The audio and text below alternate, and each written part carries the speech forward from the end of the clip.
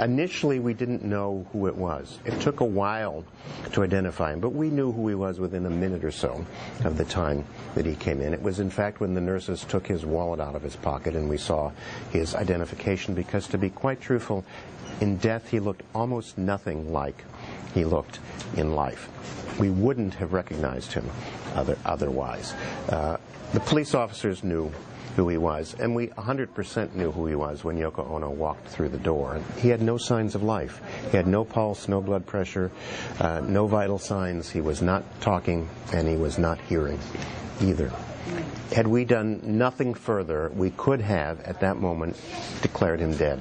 I took his heart in my hand and I massaged it to see if we could restore some effort, some cardiac function, but it was too late. I said something like, "We've been working very hard, we tried, but in spite of all of our efforts, your husband did not live, he's died."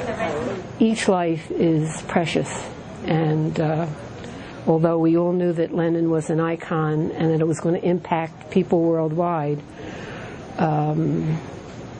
I also knew that the doctors and nurses who had tried that night to save him were suffering.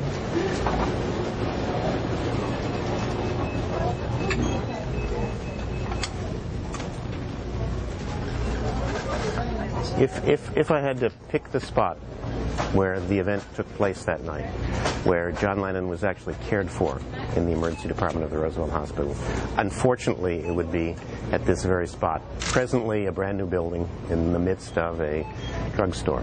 The emergency department was here. It was a totally different environment. It was a different physical plant.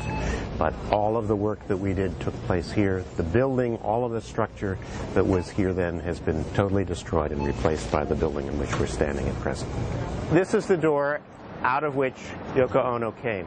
Sandra Schoen and I were standing on the inside. We actually had to send police officers out here because there were so many people standing against the door that we couldn't open it. Their car was parked here. Police cordoned off the sidewalk. She entered her car, drove home to tell her son Sean that his father had died. His body was completely wrapped, and I had put my hand, I was walking in the back part of the stretcher. And I just put my hand on the top of his head, and I know I was crying. And I said something to him. "I'm sorry.